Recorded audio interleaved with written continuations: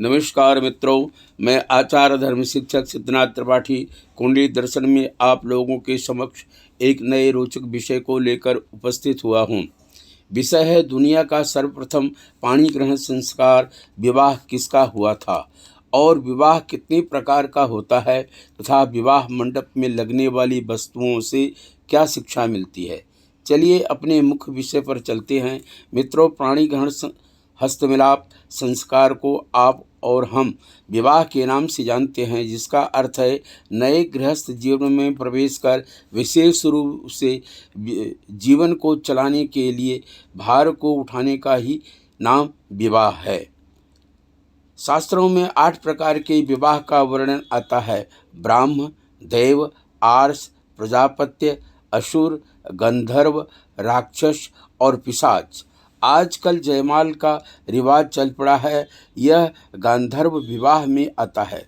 नारद पुराण के अनुसार सबसे श्रेष्ठ विवाह ब्राह्म विवाह माना गया है। ब्राह्म विवाह में अपने बंधु बांधवों के सम्मुख अग्नि को साक्षी मानकर विवाह होता है।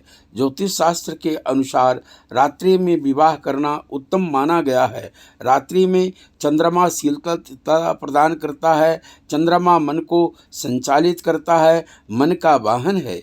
कन्या और वर के बीच शांत और प्रेम भावपूर्ण संबंध बना रहे तथा रात में ध्रुव तारा का दर्शन होता है, अतः रात्रि में विवाह करना उत्तम माना गया है। विवाह प्रेम, पारस्परिक सम्मान, समानता और बलिदान को दर्शाता है। मित्रों, अब हम बताने जा रहे हैं दुनिया में सबसे पहले पाणी ग्रहण संस्कार विवाह किसका हुआ था। पौराणिक कथा के अनुसार दक्ष प्रजापति की पुत्री देवी सती और भगवान शिव का पाणी ग्रहण संस्कार विवाह सभी देवी देवताओं के उपस्थिति में हुआ था, जिसे दुनिया का पहला विवाह माना जाता है। देवी सती ही दूसरे जन्म में हिमाचल के घर पार्वती के रूप में पुनः उत्पन्न हुई थी। देवी पार्वती और भगवान शिव का फिर से विवाह हुआ। शिव पार्वती को विवाह के देवता के रूप में भी माना जाता है। विवाह के 3 उद्देश्य बतलाए गए हैं: सहचर्य, प्रजनन और मुक्ति। कन्या और वर की पूजा लक्ष्मी नारायण के रूप में की जाती है। मित्रों, आइए मंडप में रखे जाने वाली वस्तुओं की बात करते हैं। सबसे पहले मंडप की ही चर्चा करते हैं। मंडप हरे बांस का बनता है। कुश कांस सरपत से छाया जाता है। वृक्षों में हरा बांस सबसे लंबा होता है और पोर गांठ के साथ साथ बढ़ता जाता है। वंश वृद्धि का प्रतीक बांस वंश वृद्धि का प्रतीक माना गया है। बांस बड़ा होते हुए भी झुक जाता है, लचीलापन भी होता है। बांस कन्या और वर को वंश वृद्धि के साथ साथ यह भी सिखाता है कि नए गृहस्थ जीवन में प्रवेश कर रहे हो, धन संपत्ति प्राप्त करके झुक जाना, नम्रता का आचरण करना, नम्रता नहीं छोड़ना।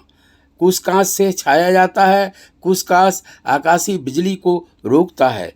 भारत कृषि प्रधान देश होने के नाते गृहस्थी की वस्तुएं रखी होती हैं। हरिश, चकरी, चिड़िया, तोता आदि लगा रहता है। चकरी के 2 पार्ट होते हैं जो एक खूंटी कील से जुड़े होते हैं। चकरी में के साथ ही चकरी में कितना भी कड़ा ठोस अन्न डाल दिया जाए सबको पीस देता है। वही विश्वास रूपी खूंटी कील को निकाल दिया जाए तो दोनों पार्ट अलग हो जाएंगे, चक्री का महत्व ही खत्म हो जाएगा। चक्री शिक्षा देती है विश्वास रूपी खूंटी कील से जुड़े रहोगे तो तब तक संसार में मान सम्मान रहेगा। अलग होते ही संसार का कोई प्राणी नहीं पूछेगा, महानता का महत्व ही खत्म हो जाएगा। बांस के साथ चिड़िया तोता लगा हो रहता है।